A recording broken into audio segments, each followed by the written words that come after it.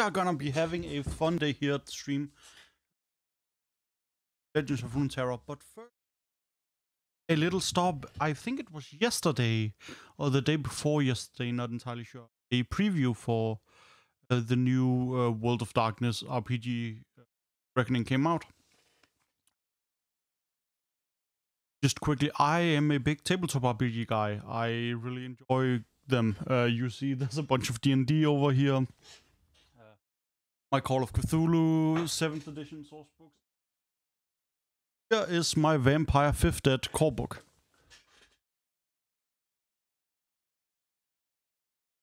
I enjoy that shit, and I have a lot more Vampire PDFs that I've bought because getting them shipped to Europe has...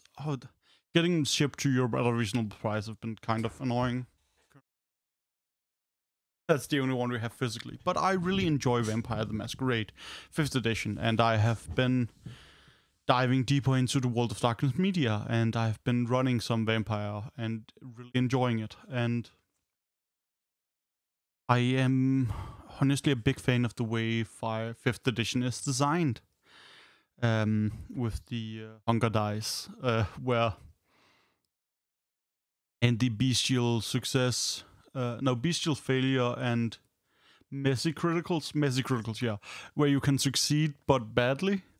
Where it's, well, you do the thing you want to do really good, but it's the inner beast and the vampire that takes over, which is an interesting mechanic and really enforces the themes very well. I have been interested in seeing how they will update other systems, and I'm excited to see that one of the ones they're tackling first is Hunter the Reckoning, which is a system that it's not my favorite, but I really like it. I've looked into it because it's such an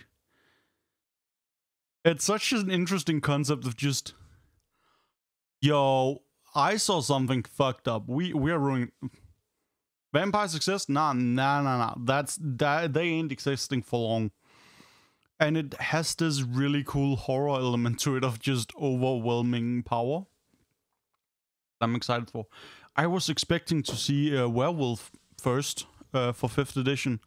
And they are working on werewolf, but I think some of the messy stuff with how 5th edition has developed has led them to take over control of werewolf instead of having it outsourced to another place, which I think has led to it later. But none of that matters right now, because we will be looking at the Hunter the Reckoning preview. Oh, we'll be reading this. It's with scrolling. Going through it, so it'll be a bit of a slow video stream, but you know. So a call to action. Some among the human throng find the mettle to stand against the creatures of the night. Hunter the Reckoning is a storytelling game about those people and the desperate measures they employ to emancipate themselves from the evil of the supernatural. It's a dangerous path, but it's a righteous path. The hunters of Hunter the Reckoning are driven personally and extremely... both personally, but also, okay, interesting choice, to pursue the monstrous creatures that prowl the night. The hunter's calling is to prevent monsters from harming the world. The player's call to action is prompted by evocative utterances such as defy the darkness, know one's prey, and reclaim the night. Cool. So this seems to be like the part of the game that's like, okay, what's the core here? The game's what the fuck is that word? I've been speaking English for a long time, but oh yeah, don't mind me. I've been playing Elden Ring.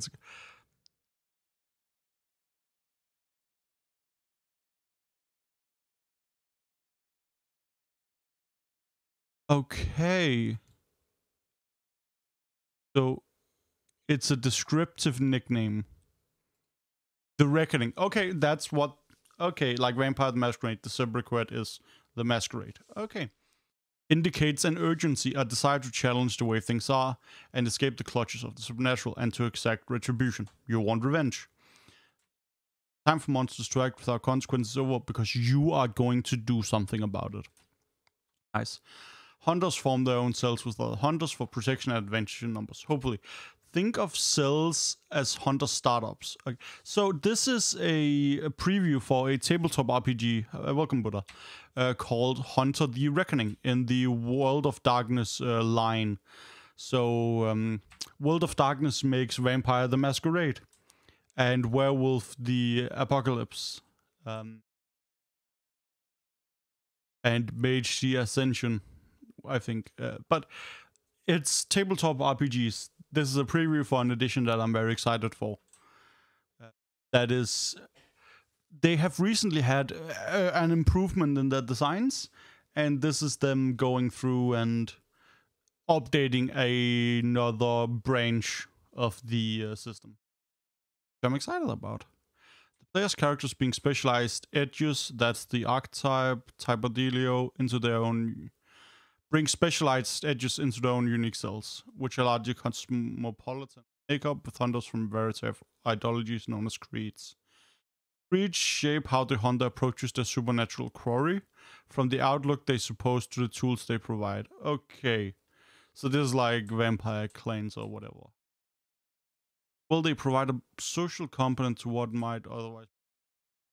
Nothing else. One can look to others of one's creed for common take on the. Because yeah, the other World of Darkness settings are like, yo, let's be vampires and live in this deep dark place. This setting is about regular people realizing, oh shit, there's vampires and werewolves in this world. We are killing them. And it's a fun line, I think. One risk of being a hunter is desperate measures. One risk of being a hunter is the consuming nature of the hunt, of perseverance in the face of not just adversity but danger. Drive enables the hunters to push themselves. But drive also tempts the hunter to keep going. So I feel like this is the hunter's blood. Exactly. The more they learn, the closer they're pulled into the proximity of the very things they pursue, even when the wisest course is to. Okay, yeah. We are playing hunters who want to kill shit, and you really want to kill shit. Thus can drive instantiate its own cycle of hunt and consequence as the hunters delve into a threat, suffering the outcomes of their actions, which establishes the urgency to go on until it reaches its climax. Okay. The counterpart of drive is desperation, the intense urgency that prompts cells of hunters to do something now before it's too late. Players always choose when to engage the hunter's drive, because it's risky, but desperation grows as the threat mounts in any number of ways. So it seems like desperation is, drive is an ability or something that the players can go power themselves, but desperation seems to be a clock that the storyteller has to direct. Player protagonists, distinguishing hunters, are philosophically and mechanically different from organized hunters. Hunter antagonists like the FBI Special Affairs Division and the Society of St. Leopold, by dint of their drives. Other hunters take orders, but Hunter the Reckoning characters make their own way following their drives. So that is compared to like Monster Hunter enemies in like Vampire the Masquerade, where they are just usually working due to a shadowy organization being like, yo, go kill these vampires. As will hunters generally consider the more formal orcs to be ethically compromised or corrupt. Many of the orcs have ulterior motives beyond. Hunters might take a tip or contract from an orc knowing that the orc has an agenda behind the corporation.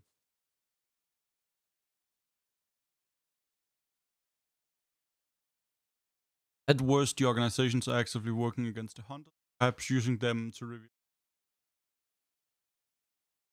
eliminate this year's rogue elements, yeah. Because the organizations often prefer stability and somewhat relative peace, where the hunter characters want to kill vampires, okay? That's important. The player's character has drives, creeds, and edges. The vast majority of hunters in the orcs, or even many lone hunters themselves, do not. Okay. The ultimate hunter intention in this regard is to get shit done. I love it. Honestly, try out League of Legends. It's a pretty fun game. My biggest problem with it is that a game can take like 30 to 50 minutes, and I just don't have the brain to do that. It's quite fun. Also, watching League of Legends is pretty good. If you didn't like Dota, LOL might not be for you. Unburdened by years compromise the gender of the orcs. Yeah, we just want to kill things. Have the adventure of operating with an integrity and independence that are larger and more structured. So this definitely seems to be a criticism of bureaucracy, eh?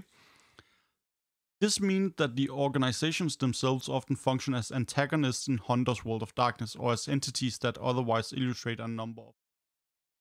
For example, hunters might have contacts in the organization to feed them information, but it's just as likely that they're using the hunters as bait to flush out a nest of unusual threats they've been monitoring.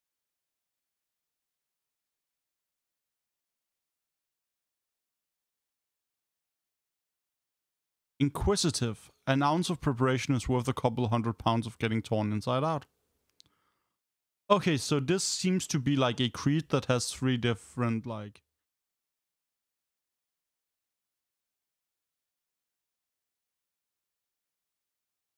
Not all hunters are new to the mysterious. Some already know something of the secret world around them. For ever deeper understanding of the metaphysical of the supernatural. Those of the inquisitive creed are less likely to destroy their prey outright, instead opting to garner occult knowledge from them, or even arrange risky appeasements in the hope that information gathered now will yield greater protections in the future. For many inquisitives, knowledge is its own power. Oh, I like these. Oh, I like these pieces of shit.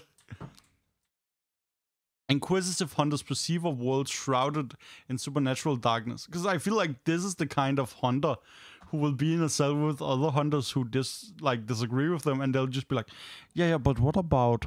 Let me ask the vampire questions. And they're like, nah, we should kill the vampire. Yeah, but information. This seems like a good source of conflict. Discovering the extent and function of the secret world and create focus on inquisitive efforts. They may be tech-savvy information raiders, skilled on-site infiltrators, or introverted archivists, but all believe and share a desire to know more. Inquisitive hunters might expect to research the history of their city with regard to unspeakable cults, discover the location of the quarry's lair through indexing arcane telemetry data, infiltrate a shell company used to hide a mysterious individual's ass, record the salient details of entering a fiend's lair, and archive the methods and results of love these paragraphs that are like, this is the kind of shit you will be doing in gameplay if you kind of go with this type of character. Many inquisitives take a very pragmatic approach to the hunt, and their personality is marked by a desire to know more about a problem before attempting to solve it. They're the type of people who take apart clocks, learn languages to read untranslated books, or sneak into the lab after it's closed. Show them a lock and they'll demand the key. Show them a wall with a missing brick and they'll find something to poke into the hole. Oh, I'm a fan. I want to run a chronicle with one of these. Individually, the motives and methods of some are clever and take personal satisfaction. Or even the less subtle hunters. Or they may be fearless information gatherers, perhaps with military reconnaissance backgrounds, espionage training, or... I love the fucking variety they are presenting here. That allows them to move among any number of subcultures, all of which might be hiding supernatural intrusion. Others see themselves as masters of secrets, organizers of knowledge, or even more prosaic. A world that protects itself by not knowing what they discover. Some inquisitives grow frustrated with the seemingly limitless timetable of the learning effort that can be the trademark of the creed. Many observers of the occult seem to exhibit no urgency. Monsters are preying on people. Guess what? The hunters already know that. So at some point, the impetus to actually do something about it may come to the fore. Unsurprisingly, these latter individuals are the most likely to ignite a drive and take up the inquisitive cause, even if the creed itself has the most removed bookwormish reputation. So even if you're part of the creed, doesn't mean you necessarily have the drive. The drive comes from you being like, well, some fucking vampires out here killing people. We need to fix that, right? Tactics. The stereotype of the inquisitive hunter is the bespectacled intellectual greatly outmatched by the brawny or better equipped hunters.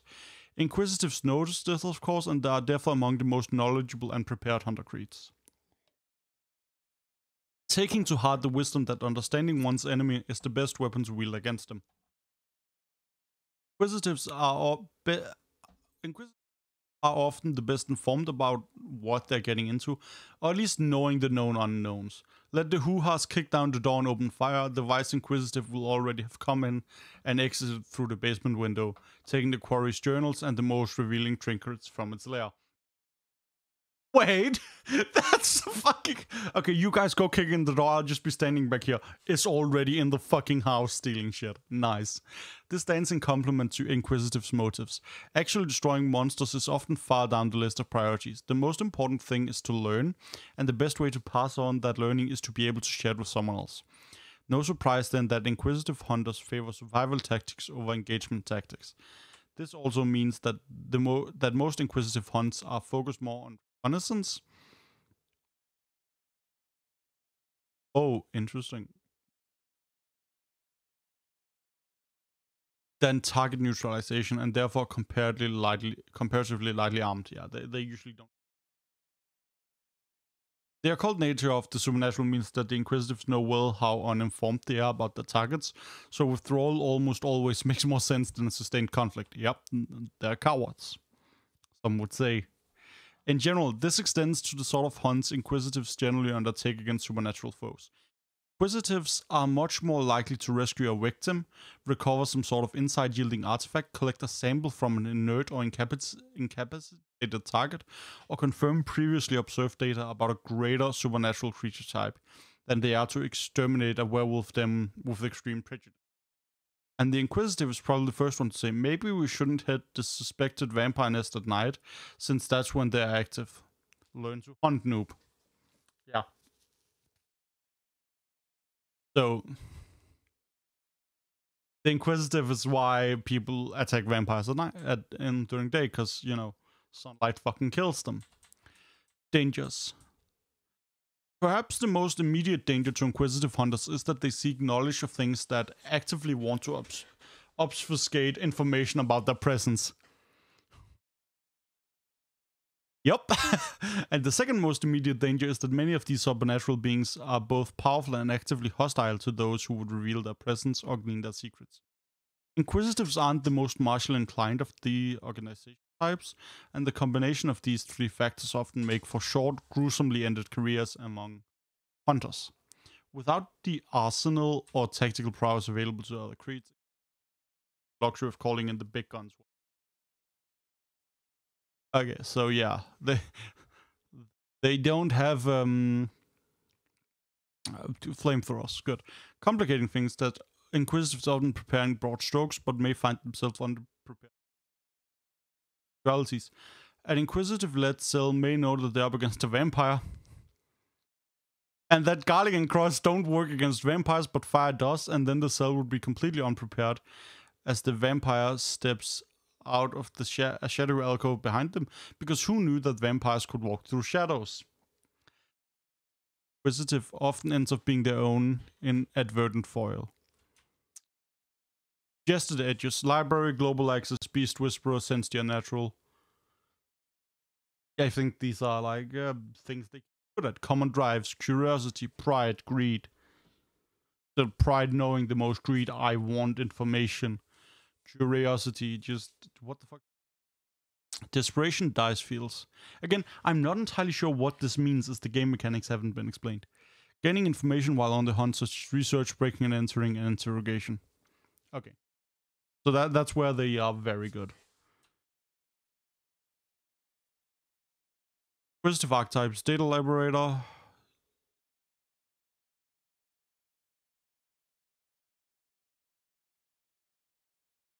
Okay, these are basically like hackers that realize, oh shit, that's a vampire. And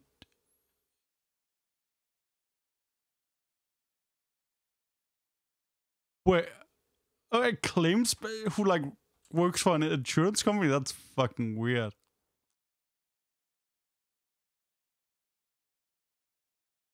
Oh, and they're like, oh, you historical curiosities venerating Moloch. Yeah, let's figure out what the fuck that is. Oh, a professor finding something out. Okay.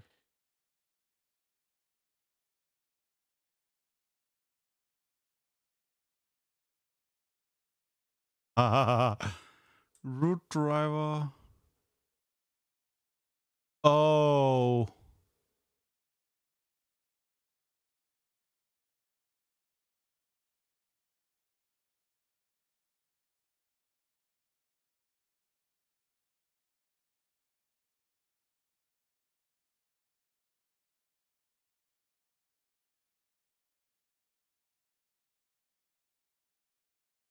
Beast Whisperer. I think this is a skill. The hunter it like suggested edge. This is an edge, like Beast Whisper. Okay, the hunter has a way with beasts that's the envy of veterinarians and animal handlers. They can speak to and inspire loyalty in certain types of animals, employing them as reliable companions and possibly even friends. Dogs are common, though some hunters seem work with birds or even animals seldom seen domesticated, such as apes. Yo, I want a monkey hunter. So edge pool, once we roll for this, it's charisma plus animal ken for commands, composure plus animal ken for training. Cool. So we're using the same stat system that the other World of Darkness system uses, like Vampire. Yeah, this edge is about taming animals. I want to have a hunter that trains monkeys. On acquiring this edge, the hunter must choose one type of animal and which key action pools it possesses. Storyteller is the final arbiter. The animal considered utterly loyal and will accompany the hunter into practically any situation the hunter's desire.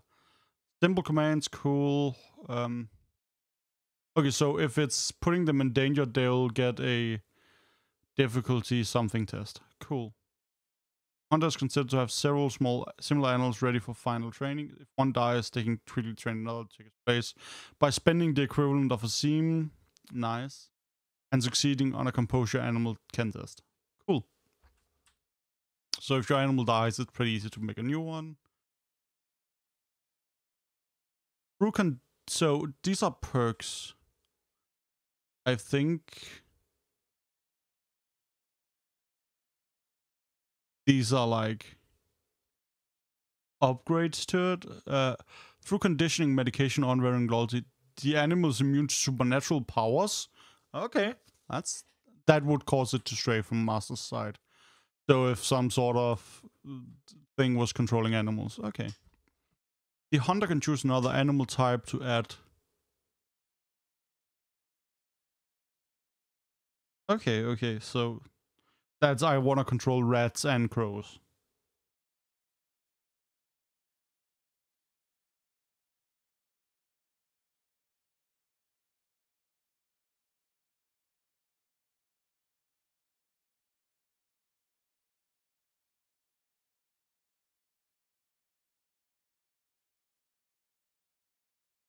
I just saw the greatest shitpost ever. You should check my Twitter for the retweets. Okay, so longer commands, cool. Oh, and stealth animals. Cool. Aww, it's unlikely that a horse would remain undetected in an office. Sad. Okay, so this is, I think, an enemy that they suggest. Like, for the, this is for the storyteller. That's Celestina, the Bloody Mannequin. Anyone who has ever visited Mexico City has been cautioned against wandering in the Colonia Roma district after midnight. Sure, tourists hear the same thing about many of the barrios there, and to the uninitiated, it's hard to imagine why the quiet streets of La Roma deserve such caution. It's enticing to revel in the historic neighborhood's apparent peace and solitude, But all it takes is to walk in its vicinity later. The chill. The locals will shake their heads, immediately identifying you as a clueless foreigner if they hadn't already. Go around it, they'll tell you. Just stay away. If you see someone standing there alone in the middle of the night, por el amor de Dios, don't look away. Walk backwards if you have to. 9 times out of 10, people ignore these warnings without consequence, making them seem like baseless station or way to west with turrets. 9 times out of 10, they might just be that, especially the second one, but they're not unfounded. Something has been hunting there for decades, appearing periodically over the years to cause string after string of brutal murders in the area, always leaving victims without their blood, but always with one or more body parts missing. It usually haunts the place for a few months before fading into obscurity again, and no one really knows why.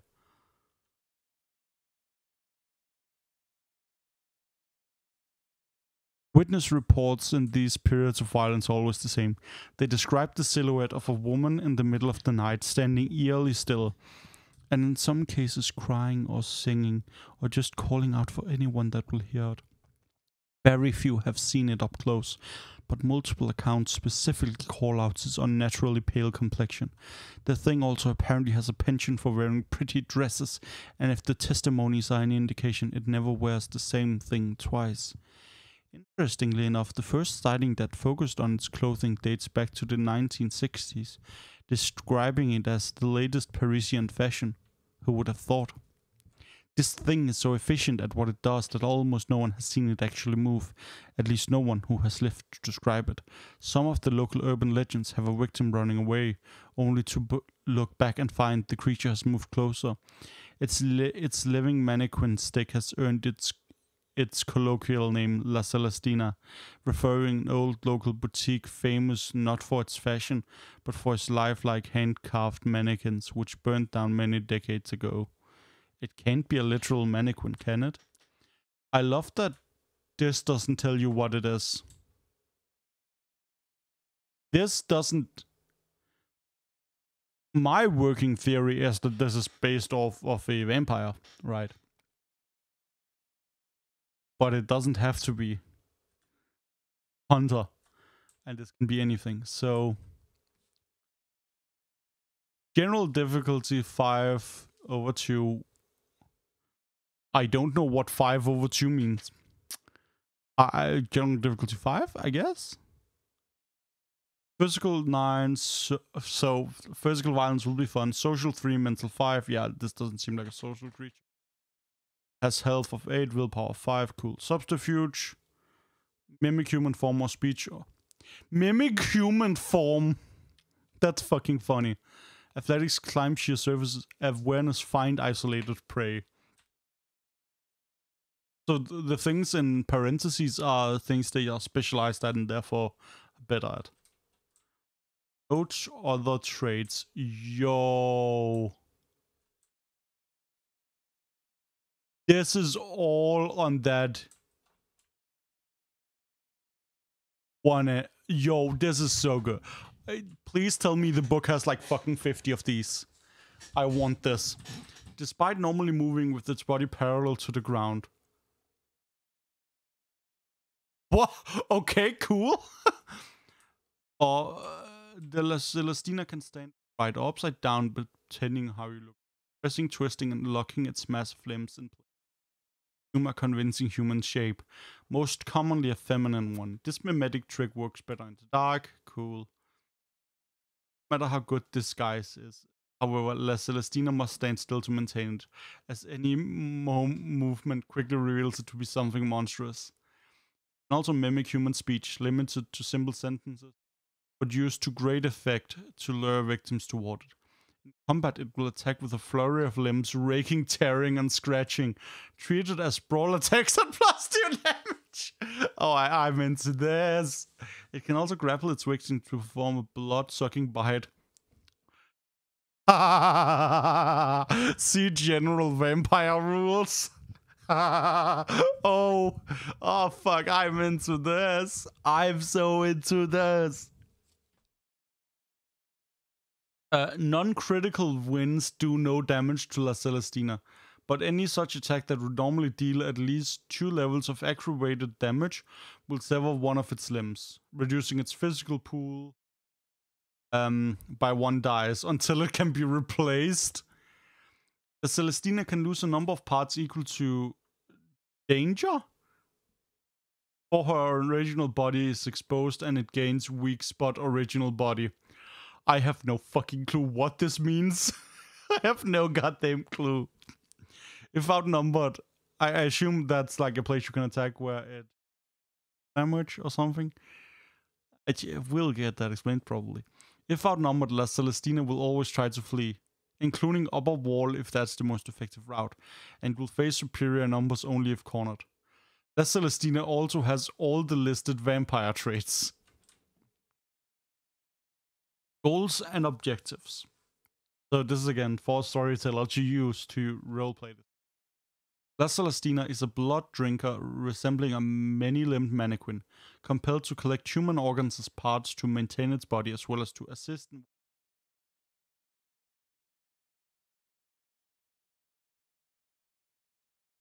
Know who created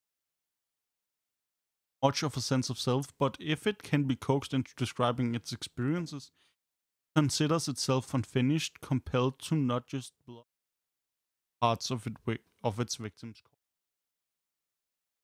Hey, so it seems like this weird science experiment, guided by a set of directives and basic needs, lies Celestine, but is by no means naive. The last few decades have molded it into a predator capable of assuming different humans, going so far as to mimic speech and sounds like singing or crying. I really want to do this and then like have it be ambushed by the players and it fucking runs off and they chase it around the corner and there's just someone being like shocked and just like kind of covered in shadow being like, it ran that way and just already pointing. Just someone is pointing, it ran that way, and see how they react. Once a victim wanders too close or turns its back to it, La Celestina twists and unfolds its many-limbed body to either strike immediately or give chase. Driven by a sense of longing for companionship instilled by its maker, the vampire's ultimate goal is to create another one like it, but it doesn't quite know how. Thus it continues to pursue this task endlessly, harvesting and preparing what it deems to be the perfect body for its child and falling dormant upon completion, only to reawaken years later to discard the rotten tableau and begin the process anew.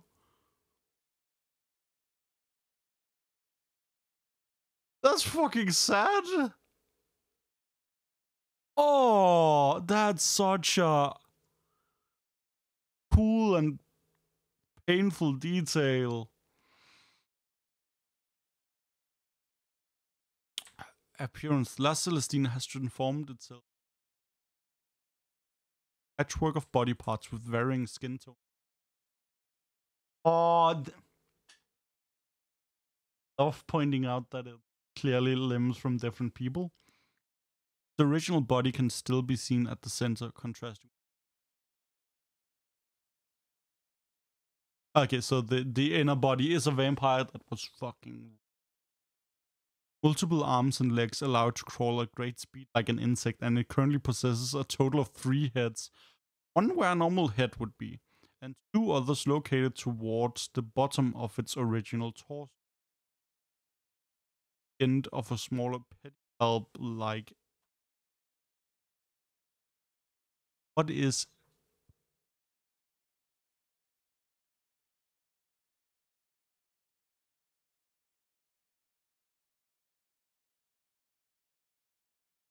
Oh, like these? Yo! So at the fucking low end of the chest, there's like 2 tentacly with fucking heads. Yo! The double heads are actually the creature's sensory organs. It moves in the direction they face, treating. Yo, that's so cool. The original head is more vestigial than anything. Its eyes are clouded with cataracts, and it's still used primarily as the face whenever it assumes eyes.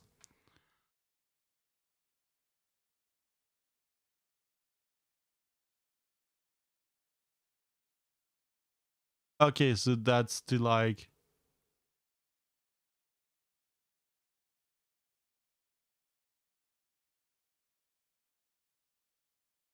So in stories, what do we do? It's an instinct-driven creature with little regard for logic or emotion, while clearly a flawed creation, extremely efficient at doing what it was created to do. Its single-mindedness can be much a flaw as a strength, as it will often disregard its own safety to complete a task so long as it deems it sufficiently important. That being said, it's very adaptable and no stranger to hunters, and will more often than not avoid confrontation with anything except the connection between the old Casa Celestina boutique. Dion Iron, go kick ass, my friend. The connection between the old Casa Celestina boutique and the more than most people realize. Hunters who investigate the history of the place can learn of an incident that has been all but buried. The lynching of Federico Camacho over 7. Camacho was the artist behind the boutique's lifelike mannequins, and later in his life began killing people in patterns that matched remains of his victims to build more realistic creations, even going so far as to display some of them in the boutique wearing the latest fashions. He got away with this for years. you, whoops. Customers being... He used corpses as mannequins? But after one of the mannequins' faces were recognized, a group of local workers killed him and burned the place down before authorities could get there. Yo, owing to the Colonia Roma's rise as an aristocratic district back then, this grim event was covered up in an attempt to keep the area's prestige.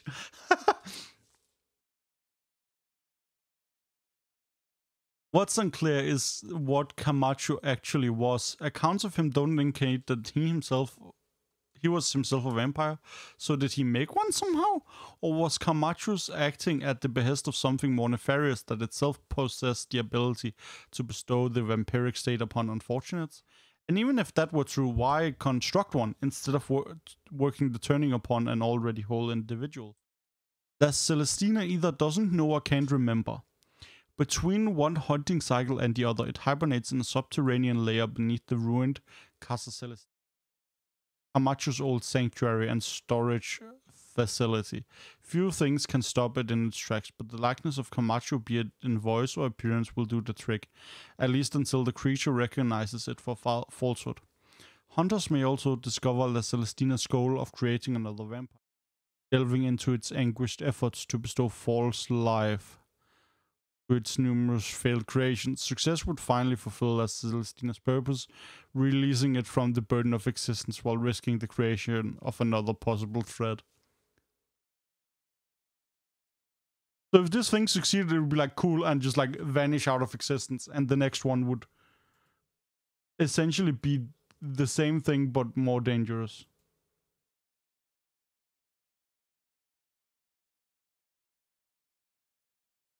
That's a while. So encountering La Celestina. La Celestina's most recent hunting spree has been the longest one yet, and locals are worried it won't stop. Okay, end this time. Authorities have attributed the murders to street violence, with none of that, the investigations digging deeper than that. The hunters, however, learned that multiple witnesses claim to have seen La Celestina's silhouette in streets and alleys around the time of the murders, and residents attest to having observed a similar presence near their windows at night. While exploring the subway tunnels of Mexico City, the hunters encounter a rotting stench and the sounds of rats scampering. Illuminating their shadows, they find La Celestina's latest tableau, and their presence awakens the vampire from some hibernation state. It briefly resists them violently, but then collapses in a pile of gory failure. Oh, so like the rotting thing just like wakes up and tries attacking them, but then bro.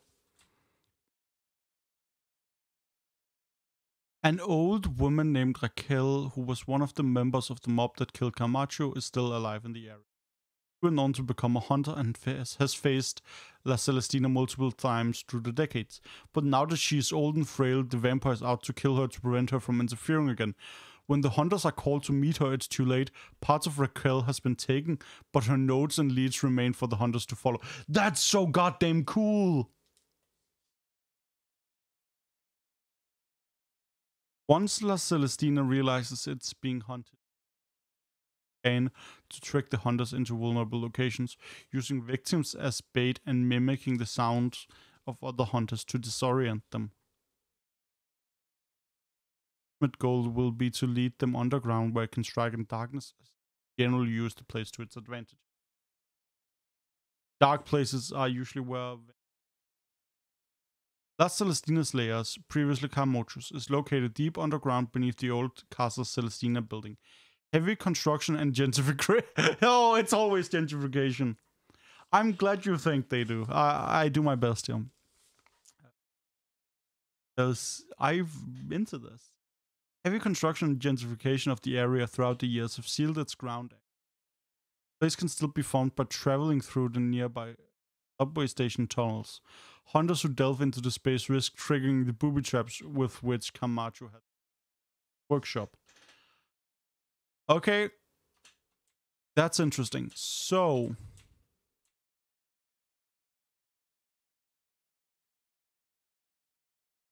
what's the overview here? What's the... Because so far, Hunter the Reckoning looks cool. The stuff at the start, I'm like, okay, I know what Hunter is. That makes sense. We got the description of Inquisitive, which is a cool as Creed. Which I'm into. This and that kind of works exactly like Vampire Clans, it seemed. And then there was the description of the Edge Beast Whisperer, which rad. I was into that. But honestly, the coolest thing was the La Celestina. Now, this right here is exactly what I want. I want a book that is just all these at some point. This is basically the monster manual I want for Hunter Reckoning. And this is written so well. The stats are immediately accessible on the first page with a reference photo. I'm in. There's the like paragraphs that like, give a good like intro to it. I would read this like first page and be like, okay, this is what it is, to kind of decide if that's the monster I'm gonna run. And then there's a bunch of description about it that's incredibly well put out and evocative. It was like, oh, I want to do this. It really helped spark ideas, which is a thing Vampire does very well. But oh my god, give me this for vampire like enemies or stuff like that. This is awesome. I hope that half this book is literally just different like monsters of that would be amazing. Like genuinely, I would love that. That's one of the things I enjoyed the most when I ran Dungeons & Dragons is just taking out the monster manual and flipping through it and reading, oh, this is kind of what this monster is about. But the thing is, that book only really gave us the stats and then the like first paragraph, like the first page here. It didn't give like ideas for how to run an adventure with them. This thing is, I could run an adventure based around La Celestina now. Like I could do that right now after reading this. And that's so cool. I think that's a great approach to have for this. And I feel like Hunter Reckoning will be very good for not necessarily Monster of the Week type things, but the same kind. I am so into how they do this. This is exactly the kind of writing that made me fall in love with Vampire the Masquerade and its books. But what I'm really excited about is, honestly, what I'm curious about is how drives and desperation will work mechanically. That's the thing I'm very into. But what I can say is that I'm definitely buying the Hunter the Reckoning book once it's out. I will definitely be purchasing that and reading through it because I love this shit. Okay, that's like 4 days ago. Okay. Okay, so it's approaching fast. Writing, editing, proofreading all wrapped up, and it's printing and printing is the generally happy. Okay, nice. Yeah, this is honestly really cool. I'm into this. Oh, Justin Achille is rejoining World of Darkness as the brand creative lead. That's awesome. Justin Achille is good.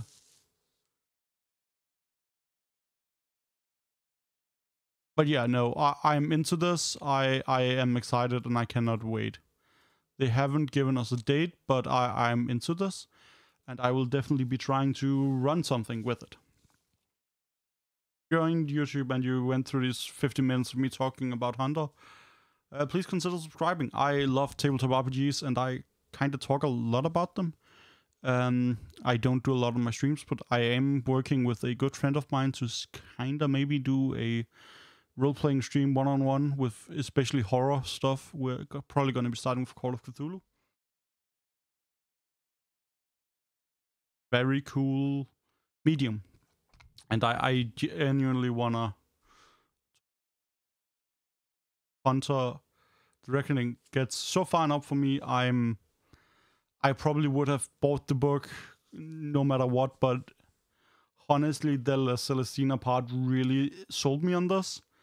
And I genuinely cannot wait to see where it goes. Because those are the kind of monster descriptions like, God, I want those. I need like just give me just a Scandinavia book that has 5 of those. Like I want that so bad. This I cannot describe how useful that is